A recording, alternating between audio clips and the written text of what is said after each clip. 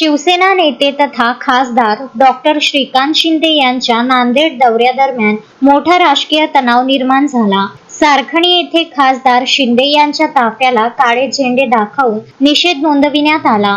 या पार्श्वभूमीवर पोलिसांनी उद्धव बाळासाहेब ठाकरे शिवसेनेचे जिल्हा प्रमुख ज्योतिबा खराटे यांना त्यांच्या अंजनखेड येथील निवासस्थानावरून ताब्यात घेतले। खासदार शिंदे यांच्या दौऱ्यात अडथळा येऊ नये आणि अनुचित प्रकार टाळण्यासाठी पोलिसांनी अंजनखेड गावात मोठा फौजफाटा तैनात केला होता। गावात 2 QRT पथके आणि मोठ्या संख्येने पोलीस दल आल्याने या भागाला छावणीचे स्वरूप प्राप्त झाले होते। कडेकोट सुरक्षेच्या उपाययोजनांनंतरही काही ठिकाणी काळे झेंडे दाखवत निषेध व्यक्त करण्यात आला। या कारवाईमुळे राजकीय वातावरण चांगलेच तापले आहे।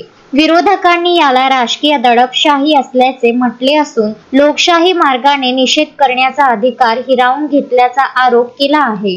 दुसरीकडे प्रशासन कायदा व सुव्यवस्था राखण्यासाठी ही प्रतिबंधात्मक कारवाई असल्याचे सांगत आहे। या घटनेनंतर नांदेडच्या राजकीय वर्तुळात खळबळ उडाली असून पुढील घडामोडींकडे सर्वांचे लक्ष लागले आहे। हो साहेब, ऐकता साहेब, एक मिनिट स्पीकर लावतो साहेब, एक मिनिट थांबा साहेब। हा साहेब बोला साहेब। जय महाराष्ट्र।